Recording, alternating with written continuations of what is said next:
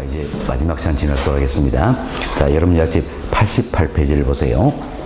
네, 88페이지는 2절 부동산 투자의 위험과 수익이다 소개 그런데 이 부분 설명을 드리도록 하겠습니다. 사실 지난 시간에 말씀드렸지만 투자에는 위험이 따르고 있다는 겁니다. 어떤 위험에 대한 대가로서 수익이 주어진다. 그래서 우리 교재 2절에서는 위험과 수익에 대해서 살펴본 부분이다. 이렇게 생각하시면 되겠습니다. 먼저 위험부터 이야기 좀 드리도록 하겠습니다. 우리가 이런 예를 한번 들어봅시다. 총 10억을 들여서 집에서 A라는 임대용 부동산을 취득을 한다는 이야기예요. 근데 A라는 임대용을 취득해서 내가 1년 동안 임대업을 하고자 한다는 겁니다. 어떻습니까? 1년 동안 임대를 하다 보면 2억 원의 수익이 기대되기 때문이다라는 거예요. 그럼 이때 잘 보세요. 2억 이 자체는 기대된다 뿐이지 반드시 달성되는 보장이 있어요, 없어요? 없죠? 좀 기대했던 수익이 달성되지 아니할 가능성이 있다는 이야기예요. 그리고 예상된 결과와 실현의 결과가 달라질 가능성이 있다. 이걸 가리켜서 우리가 뭐라 합니까? 위험, 이렇게 이야기하는 겁니다. 위험이다. 그럼 위험은 뭐 때문에 쌉니까? 미래가 불확실하기 때문이다. 할 수 있겠죠? 자, 그럼 위험을 측정하는 가장 전통적인 방법이 있다. 그럼 위험 측정하는 전통적인 방법이 뭡니까? 바로 분산, 표준 편차다라는 거죠. 분산은 기호로 시그마의 제곱 표현되죠. 다음은 표준 편차라는 게 있어요. 표준 편차는 기호로 시그마 이렇게 표현합니다. 그래서 위험을 측정하는 가장 전통적인 방법은 뭐가 있습니까? 분산, 표준 편차가 있다. 그래서 분산이나 표준 편차는 뭘 측정하는 방법입니까? 위험을 측정하는 방법이다. 주로 표준 편차가 많이 활용이 된다는 겁니다. 표준 편차의 값이 크면 클수록 결국 위험은 크다는 뜻이지요. 이 값이 작을수록 위험은 작다 이런 의미예요. 그래서 이제 위험을 측정하는 가장 전통적인 방법에는 분산, 표준 편차가 있다 생각하시고 분산이나 표준 편차 일도서 뭘 측정한다? 위험을 측정한다 이렇게 보시면 되겠어요. 다음 부동산 투자에도 여러 가지 위험이 따르고 있다. 위험의 종류에서 말씀인데 용어 정도만 정리하시면 되겠습니다. 자, 먼저 사업상 위험이라는 게 있습니다. 사업상 위험이다. 이걸 줄여서 사업 위험이다 표현하기도 하고 경영 위험이다 이렇게 이야기하게 합니다. 이것은 사업상 위험에서는 부동산 사업 자체로부터 연유하는 수익성 위험이다 할 수 있겠죠. 자, 여기 보세요. 임대업 이 자체가 하나의 사업이 된다 할 수 있겠죠. 자, 이 점 부동산 사업 자체부터 연연한 수익성 위험이다 생각하시고 이것은 사업상 위험도 크게 세 가지가 있어요. 시장 위험이라는 게 있고 다음은 운영 위험이다. 다음은 위치적 위험이다. 지금 세 가지 종류가 있다는 겁니다. 이때 보세요. 이제 내가 이 같은 A라는 임대용사를 취득해서 임대업을 하고자 합니다. 그럼 나 나름대로 시장의 수요 공급 상황이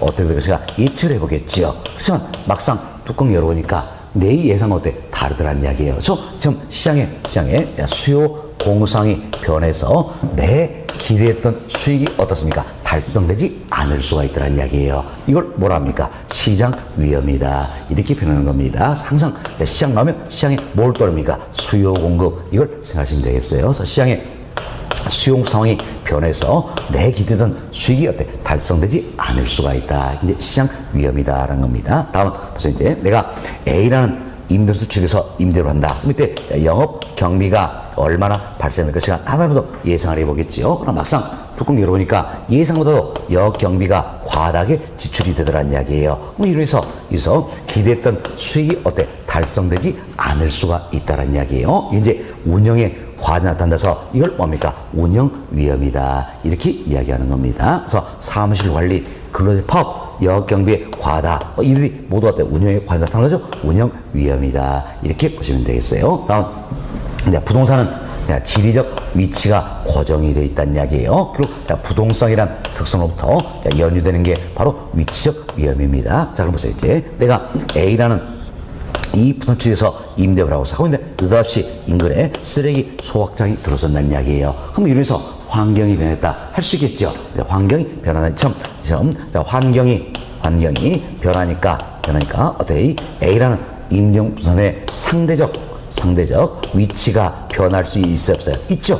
상대적 위치가 변함에 따라서 기대했던 수익이 어때? 달성되지 않을 수가 있더란 이야기예요. 이게 바로 뭡니까? 위치적 위험이다 할 수 있죠. 사실 쓰레기 수확장이 없는 곳으로 어때? 옮겨오면 될 거 아니에요. 그러나 이동이 됩니까? 안 됩니까? 안 된다. 그래서 부동성, 지리적 위치 고정성 여기서 연유된다 할 수 있겠죠. 여튼 환경이 변하면 부동산의 상대적 위치가 변한다는 이야기예요. 이래서 기대된 수익이 달성되지 않을 수가 있다. 이걸 우리 했던 위치적 위험이란다는 겁니다. 시장 위험, 운영 위험, 위치 위험 모두 모아서 어떤 우리가 사업상 위험이다 이렇게 표현되고 있다. 이 정도 이해하시면 되겠습니다. 다음 두 번째로 우리 지난 시간에 이야기했어요. 금융적 위험이라는 게 있습니다. 자, 금융 위험은 뭘 답니까?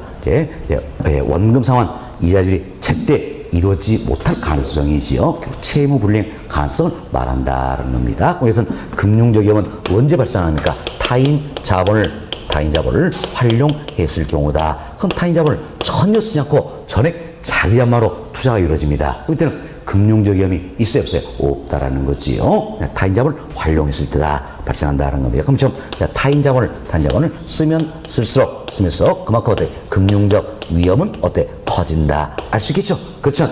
타인 자본을 쓰면서 그에 따라서 얻게 되는 어때? 지렛대, 즉 레버리지 효과도 어때? 크게 나타난다. 이렇게 생각하시면 되겠습니다. 됐습니다. 지난 시간에 배웠던 내용이고요. 다음 세 번째로 법률적 위험이라는 게 있어요. 법률적 위험이라서는 법적인 환경이 변한다는 이야기예요. 근데 법적 환경에도 여러 가지 있겠죠. 뭐 정부의 정책이라든지 규제, 제도, 이 같은 것들이 다 해당이 되는 겁니다. 정부의 부동산 정책이 변하더란 이야기예요. 또 토지 이용에 따른 규제가 변하더란 이야기예요. 뭐 이래서 내 기대했던 수익이 어때? 달성되지 않을 수가 있다는 겁니다. 이걸 뭐라 합니까? 법률적 위험이다. 줄여서 법적 위험이다. 변할 수 있겠죠. 네 번째, 이자율 위험이라는 게 있어요. 이건 시장에서 이자율이 변한다는 이야기. 그래서 내 기대 수익이 달성되지 않을 수가 있다는 겁니다. 다섯 번째, 유동성 위험이라는 게 있습니다. 자, 부동산은 워낙 고가의 상품이라는 게, 지금 고가의 상품이니까 현금으로 전환하는 게 쉽습니까? 어렵습니까? 어렵죠? 여기서 연유되는 게 바로 이제 유동성 위험이다라는 겁니다. 또한 우리가 이런 생각합시다. 내가 A라는 임대부를 취득을 했어요. 그래서 임대를 하고 이제 처분을 해야 되겠다는 이야기예요. 그럼 처분을 했을 때는 어떤 이제 시장 가치를 받고 팔 수 있어야 되겠죠. 사실 시장 가치는 공정한 시장에서 형성되는 객관적 가치를 의미합니다. 그럼 시장 가치가 10억이라면 누구든지 10억 주고 살 수 있다는 이야기예요. 나는 10억 받고 팔 수 있어야 되겠지요. 그렇잖아. 안 팔리니까 9억에 팔아버렸어요. 지금 시장 가치에 손실이 발생하더란 이야기예요. 이래서 내 기대했던 수익이 어때? 달성되지 않을 수가 있다는 이야기예요. 뭐 때문입니까? 안 팔리니까. 이도 어떤 유동성형 관련할 수 있겠죠? 그래서 흔히 어떤 유동성형을 우리가 시장 가치의 손실 가능성이다. 이렇게도 표현한다라는 겁니다. 그래서 부동산은 워낙 고가의 상품이다. 여기서 연유되는 게 유동성 위험이다. 그래서 이런 유동성을 시장 가치의 손실 가능성 이렇게 표현하기도 한다. 이해하시면 되겠습니다. 이도 인프레 위험 등등 여러 가지가 있다 생각하시고 위험의 종류는 이런 정도 용어 정리만 잘 해놓으시면 되겠습니다. 자, 이렇게 해서 1번 챕터 투자의 위험이다. 이분은 다 말씀을 드렸어요. 그래서 다음 2번 챕터로 넘어갑니다. 자, 2번 챕터는 이면이죠. 투자에는 위험이 따르고 있다는 이야기야. 이런 대가로서 주어진 게 뭡니까? 수익이다. 그래서 부동산 투자 수익률에도 세 가지 종류가 있다는 겁니다. 뭐가 있습니까? 기대 수익률, 요구 수익률, 실현 수익률이 있다. 여기부터 하나씩 살펴봅시다. 자, 먼저 기대 수익률이라는 게 있어요. 기대 수익률은 말을 들어보세요. 기대되는 수익의 비율이다 할 수 있겠죠. 기대되는 수익의 비율이다. 그럼 우리 아주 단순하게 이사를 해봅시다. 자, 보세요. 이제 기대되는 수익은 얼마입니까? 2억이잖아요. 2억. 그럼 기대되는 수익의 비율은 몇 프로가 될까요? 자, 다른 거 다 무시해버리면 10억에 대해서 2억이니까 몇 프로입니까? 20%. 이게 바로 뭡니까? 기대 수익률이다. 이렇게 쉽게 생각하시면 되겠어요. 그렇죠? 기대 수익률이라는 것은 투자 안으로부터 예상되는 수입이 있다는 이야기야. 또 예상되는 지출이 있겠죠. 예상된 수입, 지출 일통해서 계산으로 구한 수익률이 바로 뭡니까? 기대 수익률이 되는 것이다. 사실 미래는 불확실하기 때문에 주로 확률 통해서 가중평에서 많이 구하고 있다. 이번은 다음 주 우리가 또 배우게 될 내용이 될 겁니다. 그렇습니다. 자, 여튼 기대 수익률은 예상되는 수익과 지출 일 통해서 계산으로 구한 수익률이다. 할 수 있겠습니다. 따라서 기대 수익률 우리가 뭡니까? 예상 수익률이다. 표현을 쓰겠죠? 또한 이처럼 기대 수익률은 투자가 이르기 전에 미리 계산을 통해서 알아볼 수 있어요, 없어요? 있죠? 그래서 사전적 수익률이다. 이렇게 표현하고요. 계산을 통해서 구하니까 객관적 수익률이다. 이렇게 표현된다는 겁니다. 다음 이제 요구 수익률이라는 게 있어요. 요구 수익률. 자, 요구 수익률은 말 그대로 보세요. 자, 요구되는 수익의 비율이다. 이런 뜻이죠? 그럼 누가 요구합니까? 투자자가 요구한다. 쓰겠죠? 그럼 투자자는 어때? 위험이 따르고 있다는 걸 알고 있겠죠. 그럼 지금 위험을 고려해서 투자가 이루어지기 위한 최소한의 수익률이 있다라는 이야기야. 최소 수익률 이것만큼은 어때? 요구한다 할 수 있겠지요. 요구한다. 그럼 우리가 예를 한번 들어봅시다. 자, 이것은 A라는 임대용 부동산 투자안이 있다는 이야기예요. 이 투자하기 위해서는 나는 최소한 15%가 있어야 투자하겠다는 이야기예요. 그럼 몇 프로를 요구하는 겁니까? 15%. 이게 바로 뭡니까? 요구 수익률이다라는 겁니다. 그래서 반드시 이만큼 있어야 투자하겠다는 이야기예요. 만약에 15%도 주어지지 않는다면 투자하겠어, 안 하겠어요? 안 한다. 그 이야기예요. 그래서 요구 수익률은 위험을 고려한 수익률로서 투자가 이루어지기 위한 최소한입니까? 최대한입니까? 최소한의 수익률. 우리 시험 이런 걸 말로 바꾼다는 이야기예요. 투자가 이루어지기 위한 최소한의 수익률이다. 반드시 이만큼은 있어야 투자를 하겠다. 따라서 요구 수익률은 우리가 필수 수익률이다. 표현을 쓰겠죠? 또한 이 같은 요구 수익률도 투자가 이루어지기 전에 미리 알아볼 수 있어요, 없어요? 있죠? 나는 최소한 15% 투자하겠다는 이야기예요. 자, 따라서 미리 알아볼 수 있다. 사전적 수익률이 된다. 그리고 벌써 이제 참 동일한 A라는 투자안이 할지라도 투자자마다 요구하는 수익률은 같을까요? 다를 수 있을까요? 다를 수 있다. 이야기죠? 그래서 요구 수익률은 아주 어때? 주관적인 수익률이 된다. 이렇게 보시면 되겠어요. 그럼 밑에 요구 수익률은 어떻게 결정될 것인가? 먼저 무위험률이 있다는 이야기예요. 무위험률이 있다. 여기에다가 위험 할증률 더해주는 겁니다. 위험 할증률 더해주고 여기에 예상되는 인플레 보상률이다. 이 부분까지 더해서 요구 수익률이 결정이 된다는 겁니다. 자, 잘 보세요. 자, 요구 수익률은 어떻게 되십니까? 무위험률에 위험 할증률 어때? 더해준다니. 우리 시험은 이것도 물어봤어요. 자, 무위험률에 위험 할증률을 더해줍니까? 빼줍니까? 더해준다. 그리고 이게 예상된 인플레 보상까지 반영해서 요구 수익이 결정이 된다는 겁니다. 자, 여기 보세요. 먼저 무위험률입니다. 무위험률은 말 그대로 보세요. 자, 무위험이라고 했어요. 그럼 위험이 없다라는 이야기예요. 그럼 위험이 없었을 때 이자율이다. 보세요. 위험이 전혀 없다면 장래 기대되는 수익률이 어때? 확실하다는 거지요. 확실하다. 만약 불확실하면 어때? 위험이 따른 거잖아요. 확실하다. 그럼 장래 기대 수익률이 확실하다는 이야기예요. 이때 수익률이 바로 뭡니까? 무위험률이 된다. 그래서 무위험률의 가장 대표인 예가 되는 게 바로 뭡니까? 정기금 금리가 된다는 겁니다. 근데 위험이 없음에도 불구하고 무엇 때문에 이 자리에서 이자 준 겁니까? 바로 화폐의 순수한 시간 가치, 시간에 대한 대가가 된다는 겁니다. 그래서 잘 보세요. 무위험률, 여기는 위험과는 관련이 있어요, 없어요? 없죠? 오로지 뭐에 대한 겁니까? 시간에 대한 대가. 시간에 대한 보상이다라는 이야기예요. 그렇지만 투자에는 어때? 위험이 따른다 했어요. 그럼 위험에 대한 추가적인 보상을 요구한다는 이야기예요. 이게 바로 뭡니까? 위험 할증률이다. 이렇게 보시면 돼요. 그래서 위험 할증률은 위험에 대한 추가적인 보상이다. 이렇게 생각하시면 되겠어요. 그래서 이미 잘 보세요. 무위험률은 위험과는 관련이 있다, 없다? 없다. 오로지 뭐에 대한 겁니까? 시간에 대한 대가가 된다는 겁니다. 반면 위험에 대한 대가로 주어지는 게 바로 뭡니까? 위험 할증률이다 생각하시고, 투자자는 이처럼 예상되는 인플레에서 보상받길 원한다는 데서 인플레 이분을 요구세 반영한다. 이걸 발견하는 학자 이름을 따서 우리가 피셔 효과다. 이렇게 표현하고 있다는 겁니다. 참고하시기 바라겠어요. 다음, 우리가 이제 다른 조건 일자다 가정합니다. 그럼 단 조건 일정한데 여기서 무위험률이 상승할수록 투자자의 요구 수익은 상승할까요? 하락할까요? 상승한다. 할 수 있겠죠. 왜? 당연히 무위험을 더해주는 개념이잖아요. 그렇죠? 무위험률이 상승해서 투자자의 요구 수익은 상승한다. 할 수 있겠죠. 다음, 다른 조건 일정합니다. 일정한데 오로지 위험 할증률이 어때? 상승한다는 이야기예요. 그럼 밑에 보세요. 위험 할증률이 상승한다는 이야기는 결국 무슨 뜻입니까? 위험이 증가하기 때문이다. 아시겠죠? 위험이 증가한다서 자, 위험이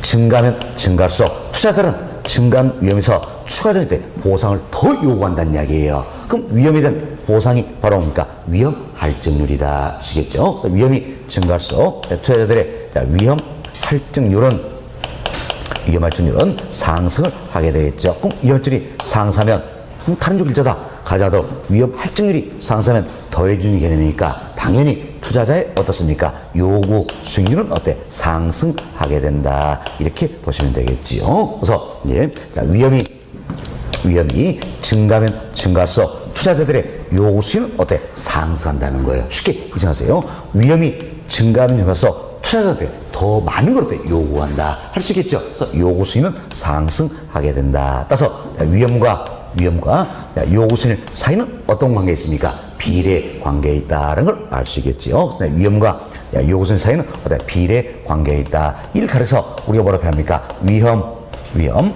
수익의 상쇄 관계다. 이렇게 표현하는 거죠. 그래서 위험 수익의 상쇄 관계라서는 결국 위험과 수익 사이는 어떤 관계에 있다? 비례 관계에 있다라는 겁니다. 그래서 잘 기억하셔야 됩니다. 위험이 크면 클수록 투자자의 요구수는 어때? 상승한다. 그래서 위험과 요구수는 어떤 관계? 비례 관계에 있다. 이렇게 보시면 되겠습니다. 다음은 또 우리 해봅시다. 다른 조건 다 일정해요.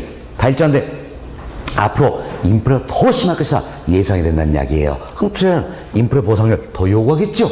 그래서 인플레 보상률이 높아질수록 투자자한테 요구수는 상승하게 된다. 이렇게 생각하시면 되겠습니다. 됐습니다. 다음 여기 보세요. 이처럼 요구수는 결국 이제 위험을 고려한 수익률이다. 할 수 있겠죠. 자 보세요. 위험을 고려한 수익률은 기대 수익률입니까? 요구 수익률입니까? 요구 수익률이다. 쓰겠죠. 그래서 일 학자에 따라서는 어떤 위험 조정 할인율이다. 이렇게 이야기하는 겁니다. 위험 조정률 또는 위험 조정 할인율이다. 이렇게 표현해요. 그럼 여러분이 지문에 위험 조정률이다. 위험 조정 할인율 이게 나오면 반드시 이 생각하세요. 위험으로 조정한 수익률이다.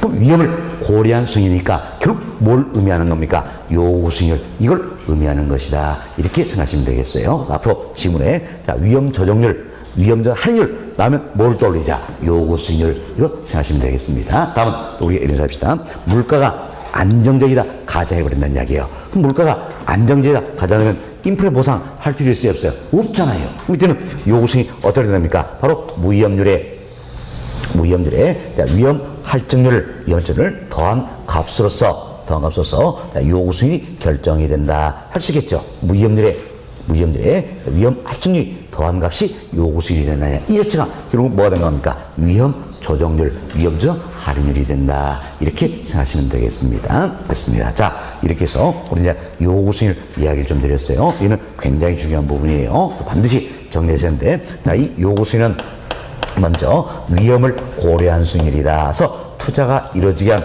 뭡니까? 최소한의 수익률이라는 거. 다음 투자 주체에 따라서 요것은 달라져서 동일한 투자인이 할지도 투자 주체에 따라서 달라질 수 있는 아주 주관적인 수익률이다. 다음 요것을 안에는 시간에 대한 대가뿐만 아니라 위험에 대한 대가도 반영이 되어 있다는 겁니다. 그래서 위험이 크면 클수록 투자자의 요구 수익은 어때? 상승한다. 그래서 위험과 요구 수익 사이는 어떤 관계에 있다? 비례 관계에 있다. 이 정도는 반드시 기억하고 계셔야 될 부분이다라는 겁니다. 그래서 다음 이제 세 번째로 실현 수익률이라는 게 있어요.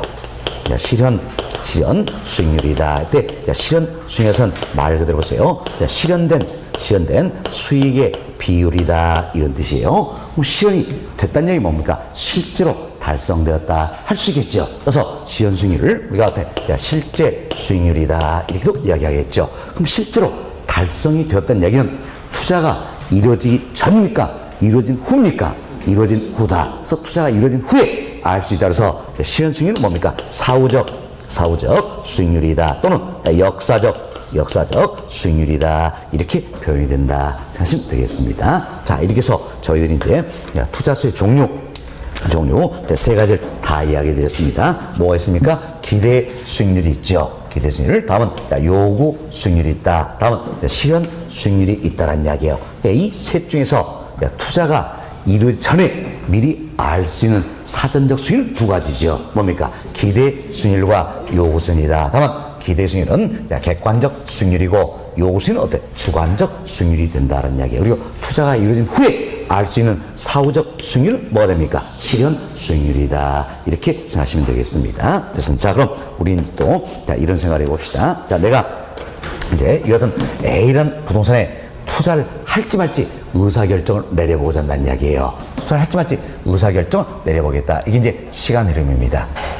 네, 시간인데 이 시점에서 A라는 이 부동산에 투자를 할지 말지 의사결정을 내려보자는 이야기예요. 그럼 의사결정을 내리는 이 시점에서는 투자가 이루어졌어요? 이루어지지 않았어요? 아직은 투자 이루어진 건 아니잖아요. 아니죠? 그래서 이 시점에 알 수익률은 셋 중에 뭐가 됩니까? 기대 수익률과 요구 수익률. 투자는 할 수 있겠죠. 그럼 아직은 투자가 이루어지지 않았기 때문에 실현 수익률은 알 수 있어요? 없어요? 없다. 이렇게 보시면 되겠어요. 알 수 있는 건 기대 수익률과 요구 수익률. 그럼 우리는 기대 수익률과 요구 수익률 이걸 비교해서 타당성이 있다 없다 판단을 해보자라는 겁니다. 자, 보세요. 의사결정을 내릴 이 시점에서는 기대 수익률과 실현 수익률 비교가 됩니까? 안 됩니까? 안 되는 거지요. 다음 요구 수익률과 실현 수익률 비교가 됩니까? 안 됩니까? 안 되는 거죠. 왜? 이 시점에서는 실현 수익률 알 수가 없기 때문이다. 그래서 이 시점에 비교된 건 뭡니까? 기대 수익률과 요구 수익률이다. 이렇게 이해하시면 되겠습니다. 자, 그럼 보세요. 이제 나는 A라는 이 부동산에 투자하기 위해서는 최소한 15%가 있어야 되겠다는 이야기야. 그때 15%는 기대 수익률입니까? 요구 수익률입니까?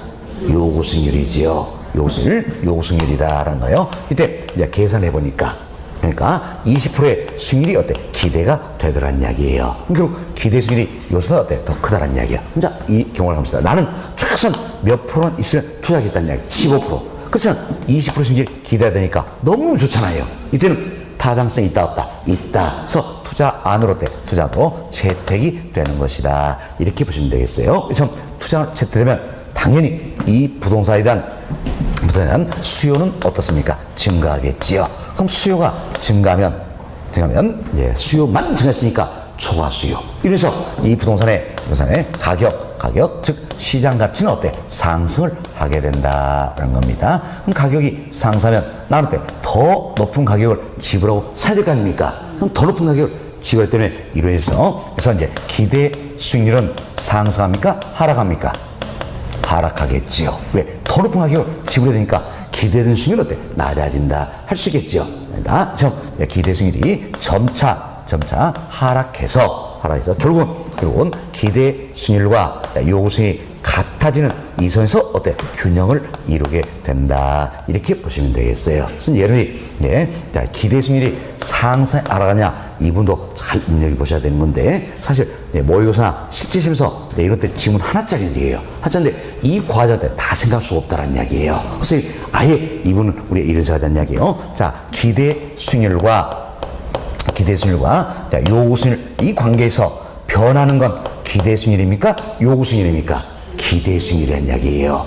결국 기대 수익률이 변해서 요구 수익률과 같은 선에서 균형을 이루게 된다는 이야기예요. 그럼 기대 수익률이 높다라면 이게 변해서 둘이 같아지기 위해서는 기대 수익률은 높아져야 됩니까? 낮아져야 됩니까? 낮아져야 된다. 할 수 있겠죠? 이게 낮아져야 된다. 그래서 기대 수익률이 낮아져서 15%가 되겠지요. 그럼 요구 수익률 15%. 여기서 균형을 이루게 된다. 그 이야기예요. 그래서 이미 아예 생각하세요. 기대 수익률과 요구 수익률 관계에서 변하는 건 뭡니까? 기대 수익률. 그럼 기대 수익률이 높다면 이게 점차 하락해서 결국 요구 수익률과 같은 선에서 균형을 이루게 된다. 이렇게 하시면 되겠습니다. 다음 또 이제 우리 이름 봅시다. 기대 수익률과 요소에서 나는 최소한 15%야 투자하겠다는 이야기예요. 요소 15% 되죠? 이제 계산하니까 10%의 수익률이 기대가 되더라. 그럼 기대 수익률이 더 낮잖아요. 그렇죠? 자, 이때는 보세요. 나는 최소한 15%야 투자하겠는데 10%밖에 기대가 되지 않는다는 이야기예요. 그럼 투자하겠어 안 하겠어요? 안 하겠죠? 이때는 투자로서 기각이 된다. 타당성이 없다는 이야기예요. 그럼 타당성이 없어 기각된다는 이야기는 당연히 부동산에 대한 수요는 증가합니까? 감소합니까? 감소. 그럼 수요만 감소하니까 자 수요만 줄어드니까 시장은 뭐가 더 많다? 공급. 그럼 초과 공급이 되겠죠? 초과 공급이니까 당연히 가격 시장 가치는 어떻습니까? 하락하게 된다. 그럼 가격이 하락할수록 자 시장 가치가 하락할수록 나는 어때? 더 싼 가격에 살 수 있잖아요. 그럼 더 싼 가격에 살 수 있으니까 당연히 기대되는 수익률은 높아지겠죠. 그래서 기대 수익률이 이때 이제 점차 상승해서 결국 또 기대 수익률과 요구 수익이 같은 선에서 어때? 균형을 이루게 된다. 이렇게 보시면 되겠습니다. 밑에 보시면 이제 기대 수익률과 요구 수익의 관계에서 변하는 건 뭐라고 그랬어요? 기대 수익률. 이게 변해서 요구 수익과 같아지기 위해서는 기대 수익이 더 낮기 때문에 이게 변해서 같아서는 기대 수익은 어때? 점차 상승하게 된다. 할 수 있겠죠. 그래서 10%에서 15% 상승해서 자 요소는 같은 선에서 균형을 이루게 된다. 이렇게 보시면 되겠어요. 아시겠죠? 그래서 여러분이 오히려 이게 훨씬 쉬운 방법이에요. 자 기대 수익률과 요구수익의 관계에서 변하는 건 뭡니까? 기대 수익률. 그럼 기대 수익이 더 높다면 기대 수익 점차 하락해서 요구수익과 같은 선에서 균형을 이루게 되겠고 기대 수익이 더 낮다면 기대 수익은 어때? 점차 상승해서 요구수익과 같은 선에서 어때? 균형을 이루게 된다. 이렇게 정리하시면 되겠습니다. 다음 이제 의사결정 기준입니다. 자 우리가 뭘 비교한다 그랬죠? 자, 기대 수익률과 요구수익을 비교한다. 그래서 기대 수익률이 요구수익보다 크거나 같다라면 이때는 어때? 타당성이 있다. 재택이다라는 겁니다. 사실 기대 수익률이 요구수익 크다면 타당성이 있죠? 재택이기 때문에 초과이 존재하는 수준이에요. 그러면 기대 수익률과 요구수익이 같다면 균형 상태죠? 그럼 오로지 정상 이윤만 존재한다는 이야기예요. 그럼 정상 이윤만 얻을 수 있다 할지라도 투자합니까? 안 합니까? 하겠죠? 그렇죠? 그래서 기대 수익률이 요구수익률보다 크거나 같다라면 즉 기대 수익률이 요구 수익률을 충족시킨다면 이때는 어때? 타당성이 있다. 재택. 이렇게 의사결정을 내리게 된다. 생각하시고 우리 시험은 또 이걸 잘 물어봅니다. 항상 또 이렇게 물어봐요. 요구 수익률이 기대 수익률보다 크다라면 이렇게 물어보는 겁니다. 그럼 이런 걸 실수하지 않기 위해서는 반드시 여러분이 부동호 표시를 해버리라는 이야기예요. 그렇죠? 그럼 요구 수익이 더 크다는 이야기예요. 더 크다면 결국 어때? 기대 수익이 더 낮다는 이야기잖아요. 그럼 요구 수익 충족이 됐어요? 안 됐어요? 안 됐다. 타당성이 없다. 기각. 바로 판단하시면 되겠어요. 아시겠죠? 그래서 우리는 이제 기대 수익률과 요구수익 관계에서 변하는 건 뭐다? 기대 수익률. 기대가 높다면 점차 하락해서 요구수익과 같은 선에서 균형을 이루게 돼 있고 기대 수익이 더 낮다면 점차 상승해서 요구수익과 같아지는 선에서 균형을 이루게 된다. 이걸 하나 정리해 놓고 다음 의사결정 기준이에요. 기대 수익률이 요구수익보다 크거나 같다면 이때는 타당성이 있다. 재택 의사결정을 내리게 된다. 이렇게 보시면 되겠습니다. 자, 이게 이제 양보로 2번에 나와 있는 내용 다 말씀드렸고요. 다음 양보로 3번 내용입니다. 양보 3번은 우리가 이제 투자 가치라는 게 있습니다. 투자 가치 그리고 시장 가치라는 게 있어요. 이제 이걸 비교하는 내용이에요. 근데 먼저 투자 가치입니다. 투자 가치는 장래 기대되는 소득이 있다라냐 또는 뭐 수입이다. 편익이다. 다 동일한 의미예요.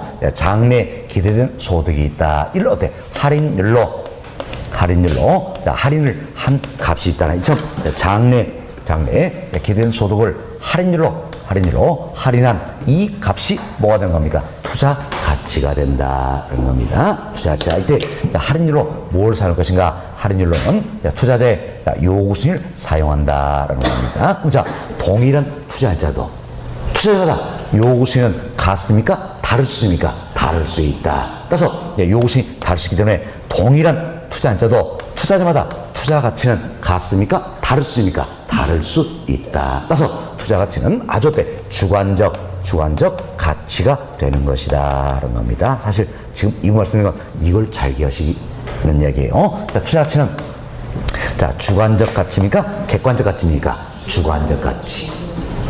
이걸 잘 이해하셔야 되는 겁니다. 주관적 계산 중요한 게 아니에요. 여기서 투자 가치는 주관적 가치다. 자 그리고 또 예상합시다. 투자 가치를 구했는데 장래 기대된 소득이에요. 소득은 나에게 두는 거잖아요. 그럼 자, 이는 자, 현금 유입이다 할 수 있겠죠. 현금 유입이다. 이걸 할인율로 할했으니까 현재가치로 바꿨다. 그래서 현금 유입의 현가 성격이 된다는 겁니다. 다음 여기서 이제 시장 가치가 있어요. 시장 가치는 우리 앞서도 한번 얘기했지만 공정한 시장에서 형성되는 객관적 가치를 말한다는 이야기여서 시장 가치는 뭡니까? 객관적 가치다. 누구든지 이 금액 지불하고 때 살 수 있다는 이야기예요. 자, 그래서 이제 그럼 이 금액 지불하고 살 수 있다는 이야기예요. 지불이니까 뭡니까? 유출이 되겠지요. 자, 이는 이제 자, 현금 자, 유출의 현재 가치 성격이다라는 겁니다. 다음, 그럼 여기서 시장 가치는 어떨 것인가? 자, 가치평가 3방식이 있어요. 가치평가 3방식이 있다. 흔히 우리 원가 방식, 비교 방식, 수익 방식이다 표현하죠. 가치평가, 즉 감정평가 3방식 여기서 시장 가치를 구하게 된다. 그래서 이제 감정평가 규칙 여기도 나와 있지요. 원칙으로 감정평가 예를 들어서 뭘 구하자는 겁니까? 시장 가치. 물론 예외적으로 시장 가치 이외의 가치도 구할 수 있는 겁니다. 원칙은 시장 가치를 구하는 것이다. 이렇게 보시면 되겠어요. 자, 그럼 우리는 이제 투자 가치, 시장 가치 용어 설명 다 해드렸어요. 그럼 이제 뭐가 커야 투자의 타당성이 있을까요? 투자 가치가 커야 될까요? 시장 가치가 커야 될까요? 투자 가치지요.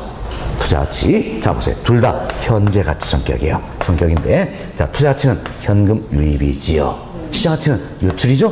뭐가 더 커야 됩니까? 유입. 그래서 투자 가치가 시장 가치보다 크거나 같다라면 이때는 타당성이 있다, 재택이다 이렇게 보시면 되겠어요. 만약에 투자 가치가 시장 가치보다 더 적다라는 이야기예요. 그럼 이때는 타당성이 있어요, 없어요? 없죠? 기각이 된다 이렇게 보시면 되겠습니다. 그런데 우리가 이제 이런 식으로 할 수 있겠죠. 자, 여기서 이제 투자 가치가 시장 가치보다 커서 타당성이 있다는 이야기는 결국은 투자자한테 요구 수익을 충족시켰다 할 수 있겠죠. 그럼 이는 어떤데? 기대 수익률이 요구 수익률보다 어때? 크다. 이거 어때? 동일한 의미가 된다 할 수 있겠죠. 다음, 투자 가치와 시장 가치 같아서 균형 상태라는 이야기예요. 그럼 이때는 어때? 기대 수익률과 요구 수익은 어때? 같다 할 수 있겠죠. 결국은 투자 가치가 시장 가치보다 크거나 같아서 타당성이 있다. 이야기는 결국 뭡니까? 기대 수익률이 요구 수익률보다 크거나 같아서 타당성이 있다. 동일한 의미가 돼버린다. 이렇게 생각하시면 되겠어요. 자, 이게 여러분 요약집 90페이지 양월 3번 투자 가치, 시장 가치 여기에 나와 있는 내용이에요. 하나 크게 신경 쓸 필요 없이. 그런데 여기서는 이거라도 잘 기억하세요. 투자 가치는 주관적 가치입니까? 객관적 가치입니까? 주관적 가치다. 이걸 잘 기억하시면 되겠습니다. 다음 하단으로 내봅시다. 양월 4번 내용이 되겠는데, 자, 보세요. 우리가 A라는 이 같은 하나의 부동산 투자안이 있다는 이야기예요. A라는 하나의 부동산 투자에서 투자를 할지 말지 의사결정을 내려보겠다는 이야기예요. 이때 우리가 이제 기대 수익률과 요구수익 관계를 통해서 의사결정 내릴 수 있어요, 없어요? 있잖아요. 또 투자 가치와 시장 가치 이 관계를 통해서 의사결정 내려볼 수 있어요, 없어요? 있지요. 그죠? 그렇지만 이제 하나의 투자만 있는 게 아니라 상호 배타적인 여러 투자안에 따라서 A, B, 여러 투자안이 있다는 이야기예요. 이때 이 중에 하나를 선택해 보자라는 이야기예요. 자, 이것은 의사결정 기법도 있다는 이야기예요. 있다. 자, 이제 그럼 우리는 이렇게 할 수 있겠죠. 자, 이제 A라는 투자안과 B라는 투자안 중에서 하나를 선택해 본다는 이야기예요. 이때 자, 기대 수익률과 위험과의 관계를 고려하겠다는 이야기예요. 위험은 주로 이제 표준면적 값을 활용을 합니다. 자, 보세요. A 투자의 기대 수익률 10%예요. 위험은 표준면적 2%다는 이야기. 자, B 투자의 기대 수익률 10%다. 표준면적 3%다는 이야기예요. 3%. 그럼 이쯤 이제 기대 수익률과 위험과의 관계를 고려해서, 자, 지금 어때? 우리가 뭘 고려합니까? 기대 수익률, 위험 이 둘만 고려한다니. 둘 고려해서 A와 B 중에 하나를 선택해 볼 수 있는 의사결정 기법이 있다는 이야기예요. 뭐 다음 주에 더 구체적으로 또 이야기 드릴 겁니다. 기법인데, 자, 그럼 이 사례를 본다면 A와 B 중 하나를 선택하는데 딱 둘만 고려한다. 뭡니까? 기대 수익률과 위험 이 관계만 고려해서 A, B 중에 하나를 선택해 보자냐. 그럼 여러분 A를 선택합니까? B를 선택합니까?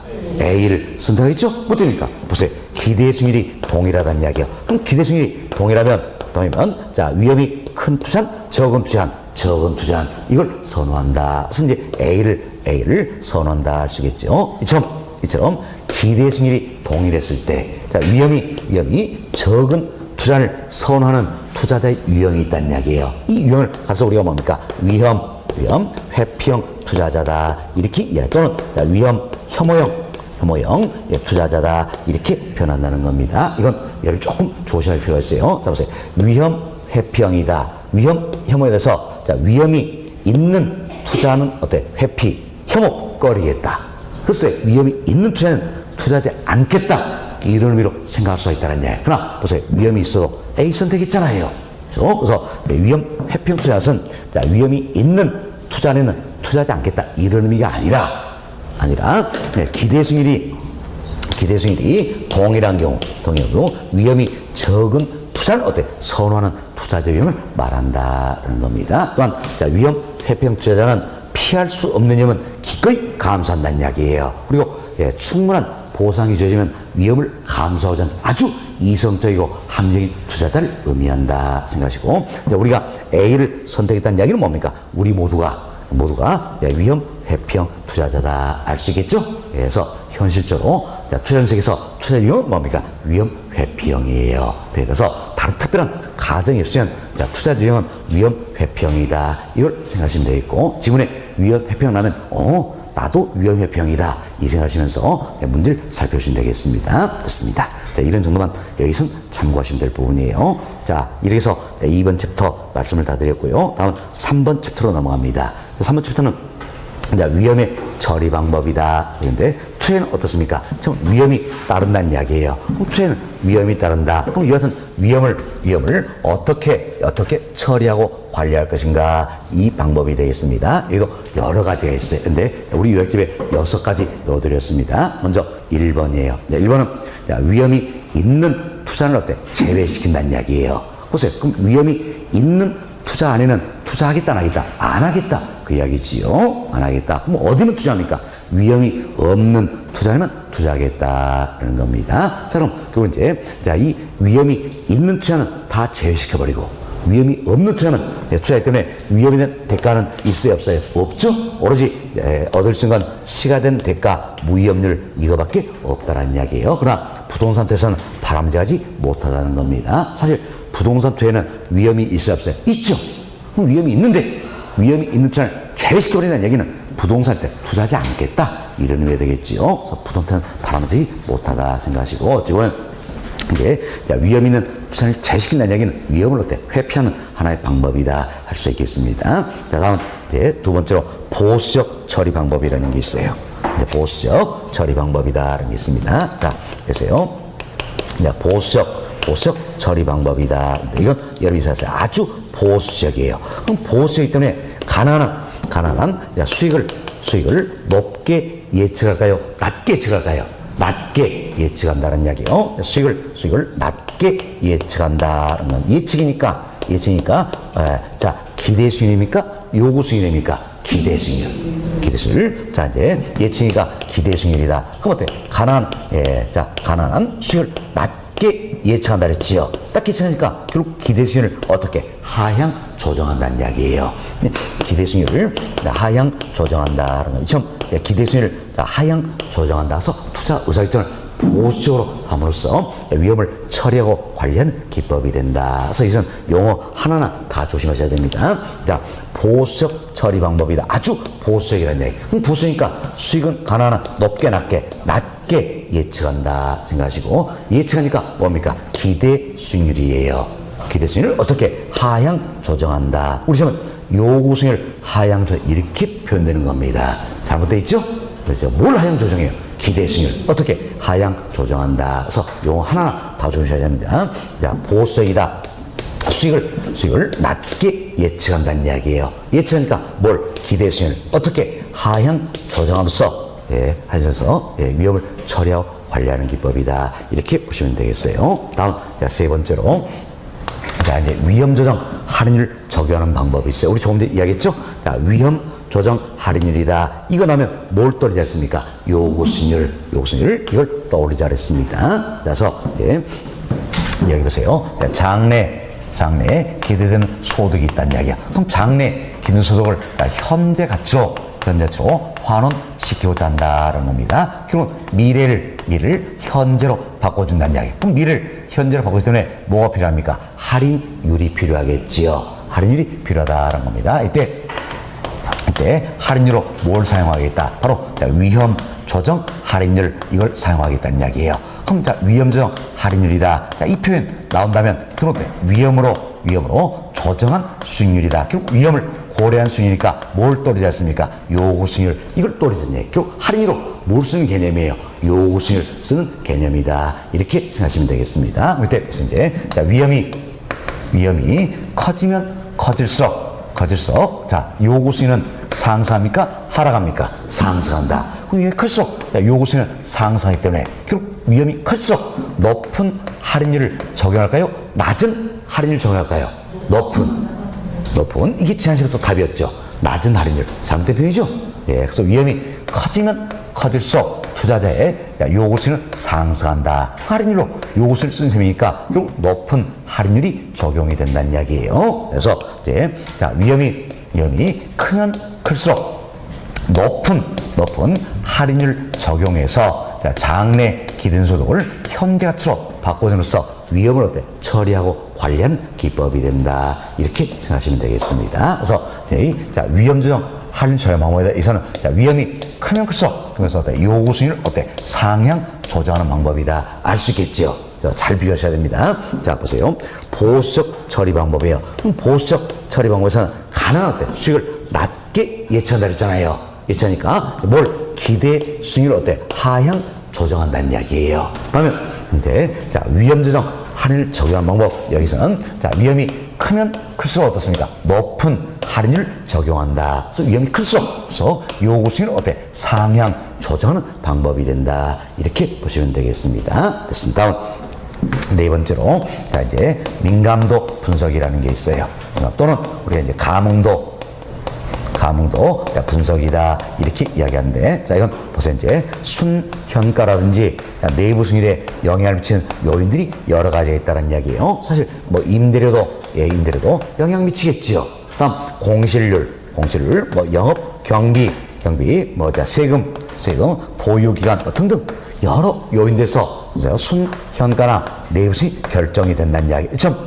순현가나 내부 수익 영향을 여러 가지 이 요인들이 있다는 이야기. 이 요인들이 개별적 또는 집단적으로 변해서 순현가나 내부 수익에 어떠한 영향을 살펴보는 통계적인 기법이 있다. 이 기법을 뭐라 합니까? 민감도 분석이다. 감흥도 분석이다. 이렇게 표현한다는 겁니다. 자, 여기서 이제 이 요인들이 변치 않는다면 순현가나 내부 수익은 변할 이유가 있어요, 없어요? 없잖아요. 그리고 순현가나 내부 수익이 변한 건 뭐 때문입니까? 이 요인들이 변하기 때문이라는 이야기예요. 그리고 이 요인들은 순현가나 내부 수익을 변동시킨 요인이잖아요. 따라서 이 요인들이 뭐가 되는 겁니까? 위험 요소가 된다는 겁니다. 또는 투입 요소다 표현할 수 있겠죠. 위험 요소, 투입 요소가 변함에 대해서 자, 산출된 결과치가 되겠죠. 산출된 결과치, 순현가나 내부 수익의 어떤 연차 살펴보는 통계 기법이 바로 뭡니까? 민감도 분석이다. 최근에 집중적으로 출제된 지문이에요. 지문인데, 자, 이제 잘 이해하시기 바라겠습니다. 자, 여기 보세요. 위험 요소 또는 투입 요소가 변함에 따라서 산출된 결과치에 어떤 영향을 미칠까 살펴보는 통계적인 기법이 바로 뭐가 된다? 민감도 분석이다. 또는 감흥도 분석이다. 이렇게 용어 정리를 잘 해놓으시면 되겠습니다. 됐습니다. 다음, 여기 보세요. 여기서는 이제 다른 조건 일정합니다. 일정한데, 여기는 임대료가 자, 3% 상승한다는 이야기예요. 그럼 임대료가 3% 상승하면 당연히 순현가가 변하겠죠. 그럼 임대료가 3% 상승할 때 순현가가 얼마나 변할 것인가 하는 이야기예요. 이를 위해서 뭐라는 겁니까? 민감도 분석한다는 이야기예요. 분석한다. 그래서 임대료가 3% 상승하니까 순현가는 어떻습니까? 1% 증가하더라. 이 같은 결론을 얻기 위해서 결국 뭐라는 겁니까? 민감도 분석한다는 겁니다. 다음, 다른 조건 일정합니다. 그런데 여기는 공실률이 3% 증가한다는 이야기예요. 그럼 공실률이 3% 증가하니까 순현가에 영향 미치겠죠? 그럼 순현가가 얼마나 변동할 것인가 살펴본다는 이야기예요. 이 기법이 바로 뭡니까? 민감도 분석이지요. 그래서 공실률이 3% 증가하니까 순현가는 어떻습니까? 5% 감소하더라는 겁니다. 사실 또 이런 결론을 얻기 위해서 민감도 분석한다는 이야기예요. 자, 여기 보세요. 그래서 이제 똑같이 3%가 변했어요. 그럼 똑같이 3%가 변했지만 순현가에 영향을 미친 정도는 같습니까? 다를 수 있습니까? 다를 수 있다는 이야기예요. 그럼 이때 순현가의 변동을 더 크게 하면 더 크게 할수록 위험은 어때? 더 큰 요인이다. 알 수 있겠지요. 왜? 순현가의 변동이 클수록 어때? 그만큼 위험이 더 큰 요인이라는 이야기예요. 그럼 우리가 이렇게 가져간다면 여기는 임대료와 공실률 중 뭐가 더 위험이 더 큰 요인입니까? 공실률.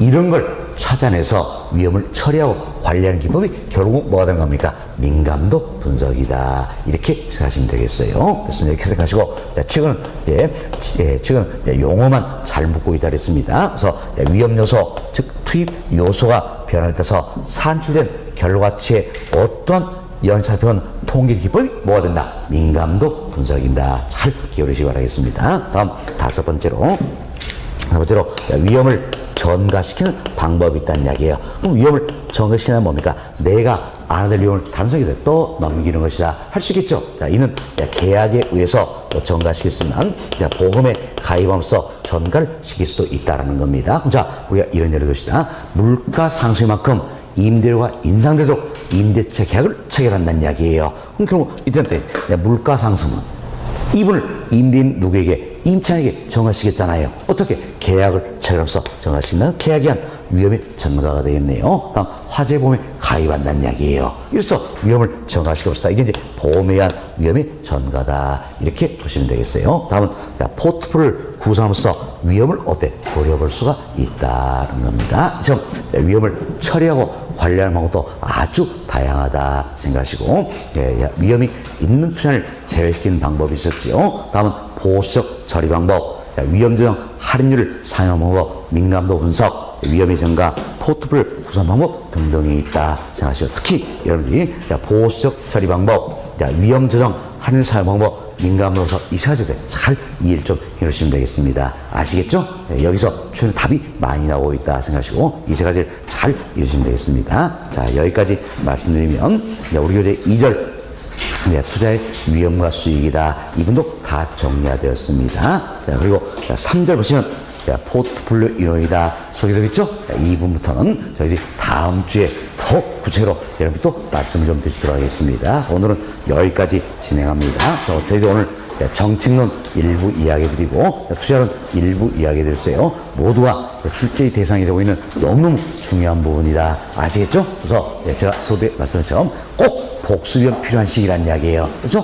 복습 좀 해보시고 기출문제집 활용해서 문제도 틀려주십니다. 꼭 좀 풀어보시고 많이 좀 읽어보시길 바랍니다. 아시겠죠? 자, 함께 해주신 이렇게 감사드리고 다음 주에 더 좋은 모습 뵙도록 하겠습니다. 수고하셨습니다.